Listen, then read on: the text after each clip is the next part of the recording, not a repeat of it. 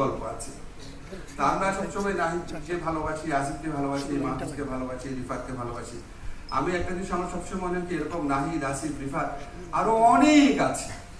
তাদের কেউ মরে গেছে, তাদের কেউ আহত হয়ে গেছে, তাদের কেউ কষ্ট নিয়ে বুকে কষ্ট নিয়ে বেঁচে আছে।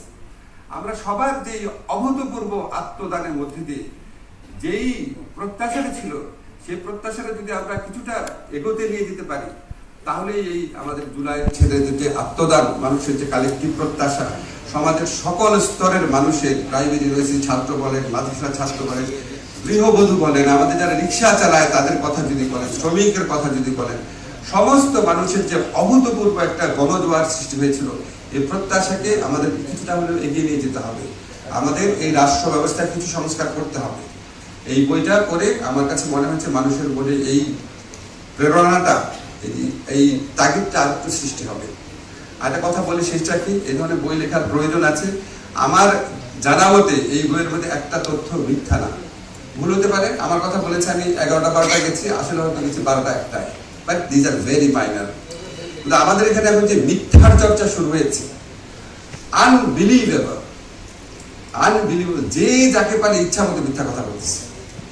এবং মিথ্যা কথা বলার ক্ষেত্রে সবচেয়ে দুঃখজনক, মানে আমাদের নিয়ে যখন বলে ঠিক আছে বলুক, কত বলবে, যখন আমরা দেখি আমাদের জুলাই গণঅভ্যুত্থানে যারা অগ্রসারীর নেতা ছিল, তাদেরকে দিয়ে যখন অবাধ মিথ্যাচার চলে, জঘন্য মিথ্যাচার চলে, তখন আপনাদের মনে রাখতে হবে এটা জুলাইয়ের শত্রুদের কাজ। এই মিথ্যাচারকে উন্মোচিত করতে হবে।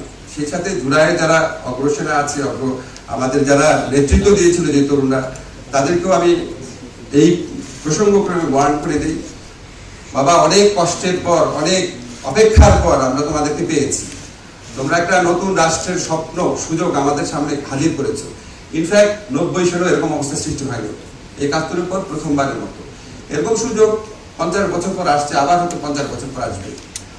তোমরা অনেক বড় বড় দায়িত্ব পালন করেছো, কিন্তু আরো বড় দায়িত্ব পালন বাকি আছে। 71-এ আমরা যে সুযোগ নষ্ট করেছি, তোমরা সেই সুযোগটা নষ্ট হতে দিও না।